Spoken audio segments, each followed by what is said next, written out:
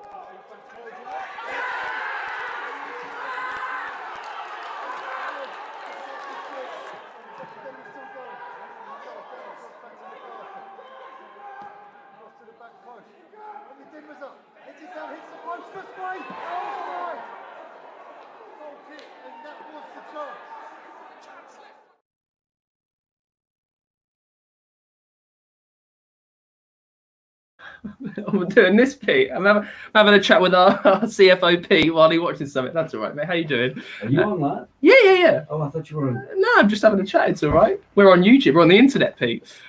Scandalous. Get work done. So I've commandeered his office. It's my own fault. You forget that moment at the end, that chance at the end, but what a goal from Musquet straight off. What a career he's going to have. It kind of sums up some of the season, I think. We got really unlucky with the handball decision and then didn't quite know how to deal with it.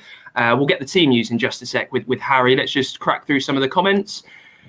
Some of them more flattering than Kathy's. Hello, Kathy. Yes, my hair is longer than yours. Thank you very much. Thanks for watching. Hello to Stuart.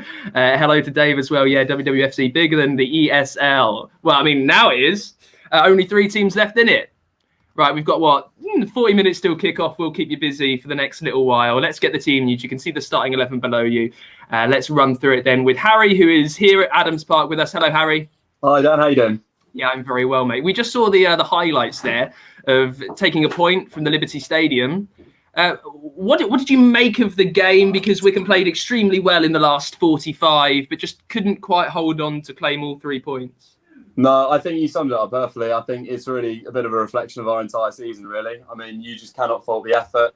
I thought, we were absolutely immense. 2 fantastic goals from Musquay and McCleary, and then desperately unlucky to concede those 2 late goals and come away with a draw when we'd have absolutely loved 3. I saw a few comments from the fans over the weekends. I think some of them were, comparing it to that first game that we played Swansea. I think it was only our sort of second or third game in the Championship, and I think most people would say that Swansea played us off the park in second gear, really, in that game, getting a 2-0 win. So to see the difference between then and Saturday's game, huge improvements, tremendous effort and desperately unlucky not to come away with a win. Swansea are a top side, pushing for that automatic promotion. And unfortunately, we just couldn't quite hang on for the 3 points, but a commendable performance and all to do now in the final 3 games. So. I think you summed it up very well. And I remember being here when Swansea came to Adams Park. It was one of the first home games of the season. They absolutely tore through us on the park, didn't they? I mean, they had Andre Ayew, players that just you couldn't really comprehend that we were kind of on the same pitch at times. But it shows how much we have grown into this league and what there still is to do. On the Chairboys side of things on Saturday, we saw goals from Musquay, from McCleary. Who really stood out for you? Obviously, the 2 goals themselves are fantastic. That sort of that really clean, crisp strike from Musquay very shortly after half time was really set us on our way nicely. And McCleary looks a threat every time he cuts in from the wing, and he got a shot away nicely through the crowd, keeper saw it late and dispatched to give us a 2-0 lead. So both those goals were fantastic. I think McCarthy will be consider himself really, really unlucky to give away that penalty, just sort of slipping at an awkward moment. But I think he's been absolutely fantastic since he's come into that sort of right wing back role. Same with Fred on the left side as well. Both of those 2 have been outstanding, and I think the change of shape has really suited us. I think every player has started to really click. It's a shame it's come so late in the season, sort of the discovery of this formation. But yeah, every player's doing themselves credit, and yeah, we'll do all we can to get the maximum number of points that we can for the rest of the season. And you can see the starting 11 just below us. I mean, it's a big game. We need really 10 points. I mean, it is still doable if we don't get the result today, but under Gareth, we've never been kind of put to bed, really. There is always the chance, and we need 10 points, and it starts today. 4 games left. Just take us through the starting 11, how you see it. Absolutely, yeah. So it's unchanged from last time out, which probably isn't surprising considering how well we played at Swansea. So just to sort of recap, Stockdale once again in net. Our back 5 with the 3 in the central defence of Grimmer, Stewart and Jacobson. Like I was saying, McCarthy and Onyedinma keeping those wing-back roles, doing a fantastic job at getting forward, real threat and doing really well defensively as well. Something that we've looked a lot more sure of in recent games. In no small part thanks to Thompson and Adeniran as well. Adeniran, perhaps another name I should have mentioned as someone who's been really impressive lately. Since he's come back into the side after he replaced Gabba through injury in that game, he's looked absolutely immense. I know Chairboys fans are pleased to be seeing him playing again. Musquay and McCleary on the 2 wings, obviously fresh off the back of their goals from Saturday. They'll be looking for more today. And the big man up front, one of 2 big men that we have up front, but this time it's Uche Ikpeazu. So unchanged from last time, and hopefully a team that can get us 3 desperately needed points, as you say. English fans especially always love a strike partnership, kind of little and large up front. At the moment, we've got Ikpeazu and Musquay. Just talk through how you've seen them complementing each other as games have gone on at the end of the season. Yeah, I think we got our first glimpse of it in that game against Brentford. Obviously, not the result we would have hoped for, but they showed really promising signs of linking up. I think Musquay, if I'm right, his first game would have been for us in the FA Cup against Preston, and he looked like a real spark. So those 2 have clicked really well. And then, I think on the wings are somewhere we've got a lot of strength. We've got Musquay, we've got McCleary, we've got Horgan on the bench as well. All of those 3 players, I'm sure, will be the exact type of wingers that someone like Uche Ikpeazu would thrive off playing with. So people that can put the ball into dangerous areas and try and get his head on it. So yeah, today it's Musquay and McCleary that are starting, thanks to their good performance against Swansea. And yeah, in particular, Musquay and Ikpeazu have really linked up well. He'll be a big miss when he goes back to Leicester when his loan spell is finished with us. And we take on Bristol City today. Bristol City under Nigel Pearson, who aren't on a brilliant run at the moment. I mean, winless in 6, 15th, 51 points. Talk us through their starting 11 as well as you can. Yeah, sure. So, like you say, yeah, they come into this game, I think, 15th in the league. They've been very inconsistent. You know, they've I think over the sort of past couple of years, particularly with Lee Johnson, you know, they've shown really promising starts in the league and never really kicked on. Since then, they've gone to Dean Holden, their former assistant, who was replaced by Nigel Pearson, who will no doubt be remembered for his time at Leicester. And yeah, they come here today in pretty inconsistent form. Looking at the team sheet, it was almost difficult to work out what formation they might be going with today. They've been chopping and changing their starting 11. The formation, they've gone 4-2-3-1, they've gone 4-3-3, 4-4-2. I think today, looking at it, they're probably going to set up with a 4-3-3. So in goal, we've got David Bentley, who will be perhaps an unwanted memory for a lot of Chairboys fans, thanks to a certain penalty save when he was at Southend. He comes in with over 300 appearances, and in his second season at Bristol, a very strong goalkeeper. Back four, you've got Stephen Sessegnon. I think he'll be at right back. Twin brother of Ryan, who plays for Tottenham, and he's currently on loan from Fulham. Centre backs, you've got Thomas Callas, who most people will probably still think is just on loan from Chelsea. He seems to have been constantly a Chelsea player on loan. Thomas Callas has been a fantastic player. I mean, those who have paid any due to the Championship over the last few seasons should really be surprised that he still is where he is. He's a fantastic ball-playing centre-half. Yeah, you thought Chelsea might have been keeping him on, you know, to try and eventually get him into the first team, but he is now permanently a Bristol player. Like you say, hugely experienced in the Championship, and he captains the side today. His fellow centre-back is a guy called Zach Viner, who is very young, promising centre-back. He's often played at right-back on various loan spells. Another good, promising player on the ball. So the two of them will be interesting to watch, see how they distribute from the back. And then at left back, you've got experienced Tommy Rowe. Midfield three, Adam Nagy, Hungarian international, comes back from injury for his first start in 8 games today. 44 caps for Hungary, so a promising centre midfielder player. He plays alongside Henry Lansbury, former Arsenal Academy prospect, another very experienced Championship player, a lot of experience so far in this Bristol City side. And then Han-Noah Masengo, one of the players with fewer experience in games, but highly, highly thought of. Hugely expensive signing arriving from Monaco. He's thought of very highly amongst Bristol City fans, and I believe has attracted quite a lot of interest from bigger clubs. So that's the midfield three of Nagy, Lansbury and Masengo. And then up front, you've got Tyreek Backinson, 22-year-old with 3 goals this season. He plays in the front three alongside Tamara Diédhiou and Naki Wells. They are both their tied top scorers with 10 goals this season each. Threatening players. Diédhiou, of course, with the winner against us on Boxing Day to give them the 2-1 win. A nice crisp strike from him. On paper, you know, you've got a good combination of experience and youthful promise. Results-wise, not as threatening, but, you know, they're a strong Championship team, and we'll have to be playing well to beat them. We've probably come in on better form than they are, and we have everything to play for. So hopefully we'll be able to get something out of the game today.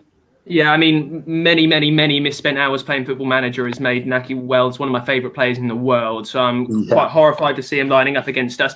Just very quickly, while you're there, a comment has come in from Susan McLeod. Hello, Sue. Who is asking me, but I'll open it up to you. Who would be your player of the season? I know we've still got 4 games left to go, but Harry, ever think about this? The obvious answer might be someone like Josh Knight, who has come in and just looked completely at home. If you think the team that Josh Knight came into, a very, very close-knit team that had come up with each other pretty much through 2 seasons, and to come in and to be so adept playing across about 3 or 4 different positions through the season, Josh Knight's got to be up there for me. I've really enjoyed watching Fred play this season. I know he hasn't, towards the end of the season, when we've kind of found this new wing-back role for him, Gareth Ainsworth's ability to really turn him round and to make him this really a workhorse of a player. For me, I love watching Fred, and let's not forget he scored the goal against Spurs. What about you, Harry? Who would you see as your player of the season? Yeah, I think, like you say, Josh Knight has been excellent. He's fitted in. He has just slotted in adequately. You know, he's been absolutely fantastic and excelled in a lot of games. I would possibly go for Thompson in midfield. I think absolute workhorse. Real pit bull, drives the ball well, tackles well, intercepts. Really key. I know he's missed a few games with injury as well, but I think since he's come back in, he's been excellent. Jacobson's set pieces are obviously a threat. Opposite side, McCarthy's been great. Stockdale, arguably up there. Also up until his injury.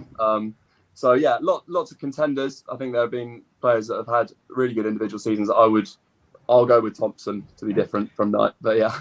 Yeah, I think that's a good shout as well, especially if you look at how Thompson came to us. I mean, we signed him, I think, pretty much on a free from on a free, or he might have been completely released from Notts County. And in that season, we were in League One whilst County went down, rather. And the way that he's just nicely adapted to the Championship, I mean, he's been a tour de force. And obviously, we can't let individual performances throughout this season go without just a short, sweet mention for Anis Mehmeti, who it starts on the bench today, but has come in and, I mean, really is taken to it like a duck to water, or a phrase kind of like that. He can have the Young Player of the Season award, yeah.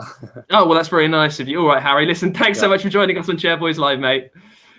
There we go. Harry Gabba, who's shut just over the office from me. Sue, thanks so much for your question. I think this is something that we'll talk about in maybe the next home game. In a couple of weeks, we take on Bournemouth here on the Saturday.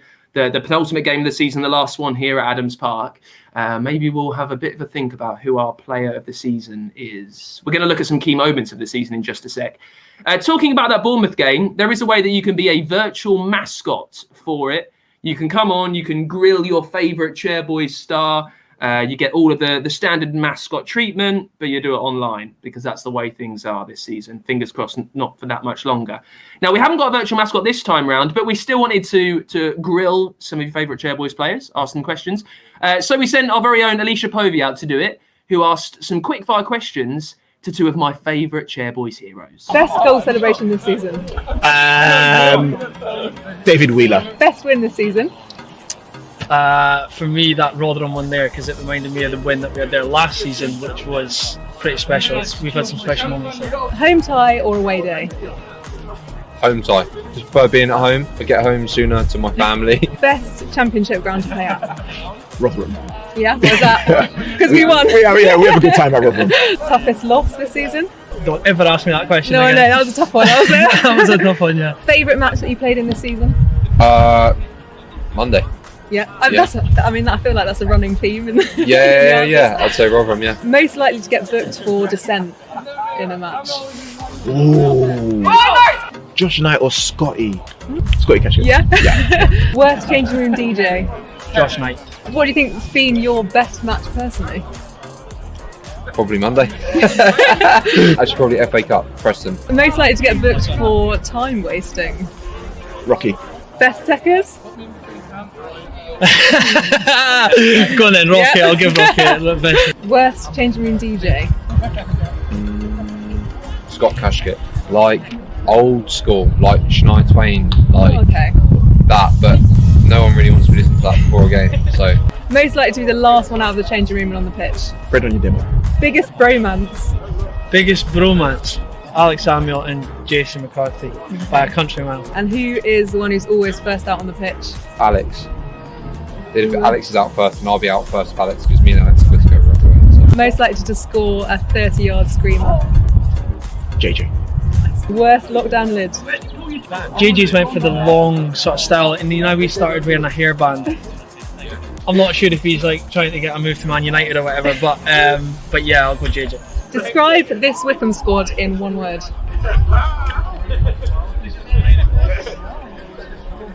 Belief. Just a few points of contention there. Slagging off the hairband. We'd all have a move to Man United, first off. Also, was it Jack Grimmer? Did Jack Grimmer seriously say that the Wycombe player with the best techers was Rocky?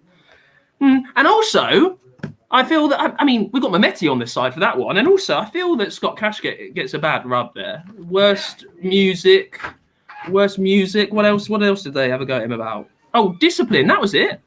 Shouting back to the referee. Scott Cashkett gets a bad rub, I think, from some of the Wycombe players sometimes.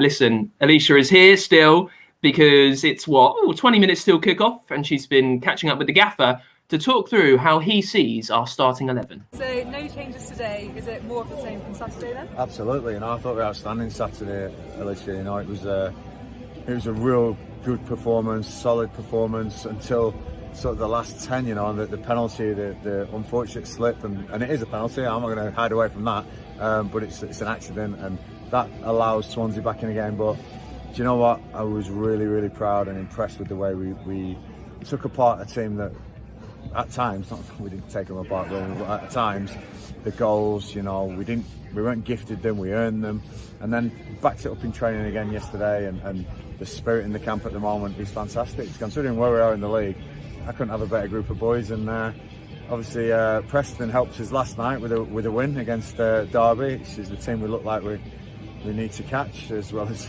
Sheffield Wednesday and Rotherham. Big task, 4 games to go.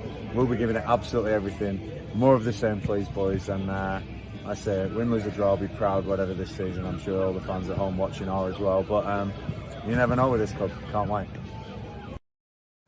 Of all the clubs that we're going to turn around as well, Derby, Wayne Rooney's Derby. I mean, wouldn't that be a very, not just a Wycombe story, but a very Gareth Ainsworth Wycombe story, if we can overturn that, thanks to the gaffer for speaking to Alicia earlier.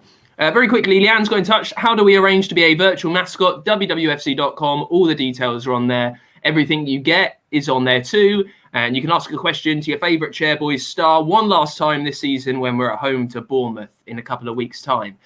Now, we do only have, 4 games left. We need to take 10 points from these next 4 games. But we can't forget what a momentous season this has been. There's been some iffy times, but there's been some standout amazing times. Think back to Rotherham. Think back to Huddersfield, 2-0 down, coming back to win 3-2.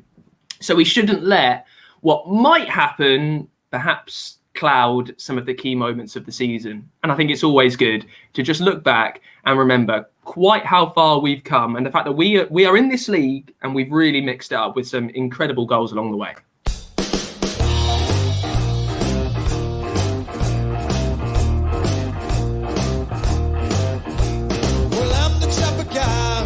Settle down. The pretty girls are, well, you know I'm around. I love them and I kiss them, 'cause to me they're all the same. I hug them and I squeeze them, they don't even know my name. They call me the wanderer, yeah, the wanderer. I roam around, around, around. Well, there's a girl on my left and then there's Mary on my right. Jenny is the girl that I'll be with tonight. One I like the best. I rip up with my shirt, I show a rosy on my chest. 'Cause I'm the wanderer, yeah, the wanderer. I roam around, around, around. Well, I go from town to town. I live the life without a care. And I'm as happy as a clown. And with my 2 fists of iron, I ain't going nowhere. Well, I'm the type of guy who likes to roam around, never in one place, no, I roam from town to town.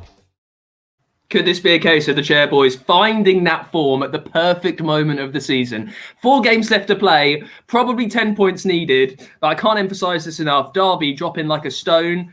I don't want to make this too personal because there's much bigger people at play than me, but I did get absolutely rinsed by Derby fans a few months ago on Twitter, so I would love it if we beat them. To paraphrase a very great man. Listen, that is about it for us with Chairboys Live this week. Just over 20 minutes till kick-off. You can get your passes rather, your iFollow passes right now at wwfc.com. Virtual mascots for next week. Go to the same place. And also start thinking about your players of the season, key moments of the season. We'll have a little, online ceremony with that in a few weeks' time, when we take on Bournemouth. Today, it's Wycombe at the bottom of the table taking on 15th place Bristol City. Bristol City not in the best nick. Wycombe looking up. We need all the points we can get. Kick-off is in just over 15 minutes' time. Get your iFollow passes now. It's wwfc.com. I will see you next time. Come on, the Chairboys.